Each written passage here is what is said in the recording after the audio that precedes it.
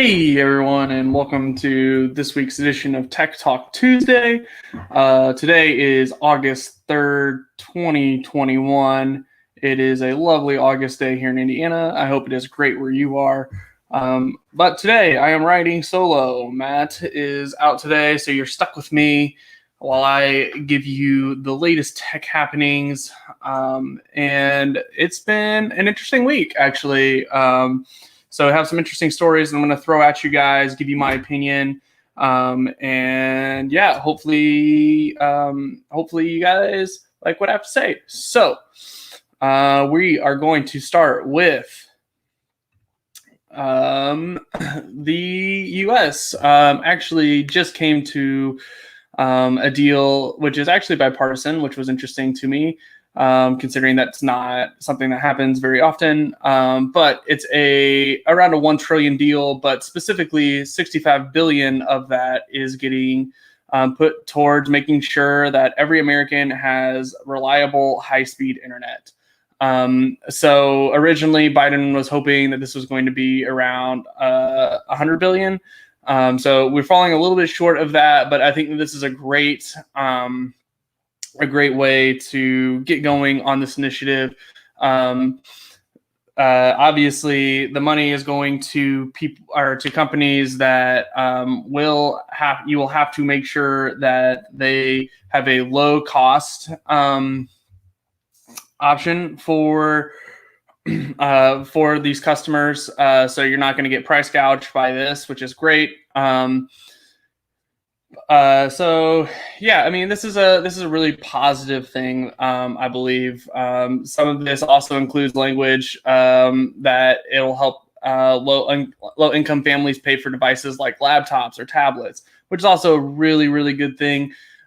So generally, this is really good. Obviously, more money would be better, but I think that this is a great start. I just hope that telecom companies don't end up taking this money and basically not delivering on any promises. But I do think that this is a great first step to making sure that everyone has reliable, fast broadband internet. I believe that we have talked about on this show before what like high-speed broadband internet is before, and it's really not what you're thinking. More than likely, if you're watching this show, more than likely you're getting more download speed than what this high-speed broadband is going to be. I believe that is just like 10 down, which is 10 megabits down.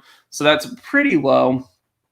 Like for example, I know that I personally get a gig. I'm on fiber, so I'm one of those outliers. But I know that my parents, who are not outliers, are at 100, and that's probably middle tier, I would say, for the packages that are offered. So it's not. So I mean. We'll see where this ends up. I'm hoping that it's at least 25 down, but my guess is that it might be a little lower than that. So we'll see. But either way, this is a great first step, and I'm glad that we're finally getting some infrastructure around this and investing in this. So overall, a very positive thing.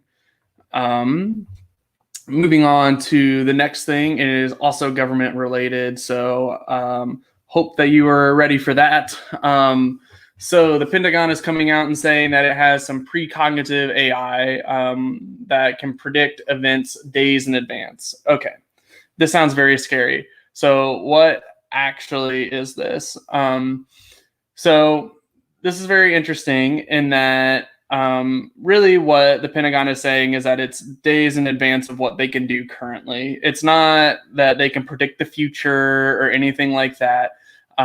Basically what they're using some machine learning and satellite imagery to effectively go through and say, hey, this thing is likely, or this thing is more likely than it used to be. So an example that they give in the article and that the Pentagon gives is that they can see that a foreign submarine is like gearing up to leave port. So maybe we need to react in that way. Where that would normally happen with people sifting through images, video recordings. Obviously, a computer can do that much faster than a human can do. So they were relying on this machine learning to get days in advance of what they would normally get. But this is pretty far along. It's nothing world breaking. This is really kind of like putting all the pieces together. So it's nothing like crazy out there. But what is interesting is that they're hoping to validate this by 2021 in the spring, or 2022, excuse me, in the spring. So, this is very far along, but it does use civilian and military assets to do this. So, like I said, it basically pulls everything in and then runs it through this machine learning. The machine learning says, "Hey, this is weird," and then a human goes and checks that and either basically gives it thumbs up, thumbs down, and then they can do things based off of that. So it's still heavily human resource intensive. So this is not like we're doing anything like person of interest, for example, where it's predicting like terrorist attacks and things like that, like far in advance. That's not happening as of yet from what we're hearing. This is literally just pulling in data and sifting through it, categorizing it, and then having humans look at it. So it's a pretty standard machine learning use case. If you've done anything with machine learning, this probably all sounds a little familiar. But it is pretty neat with the sheer amount of volume that they're doing, that they can pull this in and within seconds instead of hours or days, figure out some interesting touch points that may be interesting and we may need to act on. So I found this interesting just because it is kind of pulling together a lot of technology. And also I've been working with machine learning a little bit recently, and I've been finding it really interesting. And so this definitely caught my eye this week. Lastly,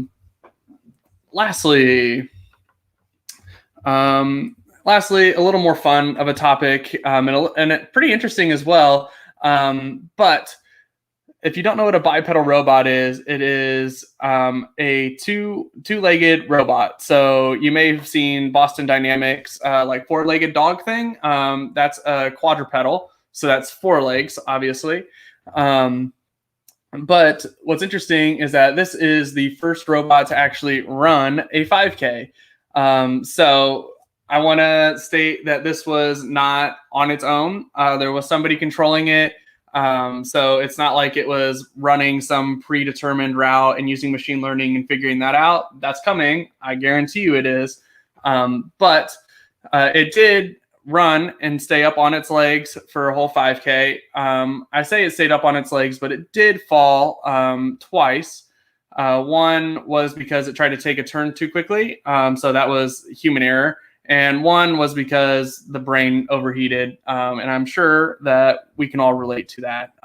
Little too much sensory input and we're down. But what's interesting is that this did complete it in 53 minutes. I generally walk faster than this for a 5K, but it is interesting that a robot can do this now, particularly a bipedal one. If you're not familiar with these types of robots, part of the problem is that humans are very good at figuring out that leveling, so being uneven, figuring those things out. For a robot, that's really difficult. So it's really difficult to stay up on 2 feet. So it's really impressive that this was able to do it only with 2 falls, one of which was because of human error.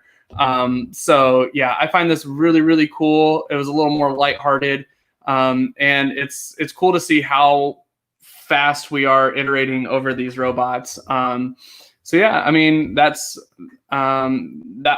it. So that's all I have for you guys today. So thank you for joining me on this edition of Tech Talk Tuesday. If you want to read up on anything that I talked about today, you can find it in the description below. And while you're there, why don't you give us a follow, a like, or a subscribe?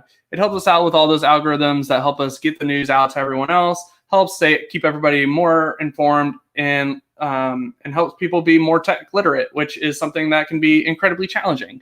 So please do that for us.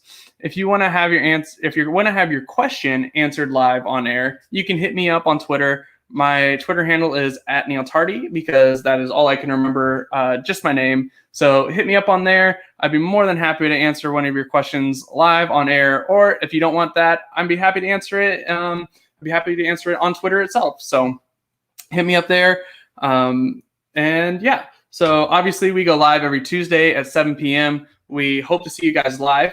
But with that, we'll see you next Tuesday.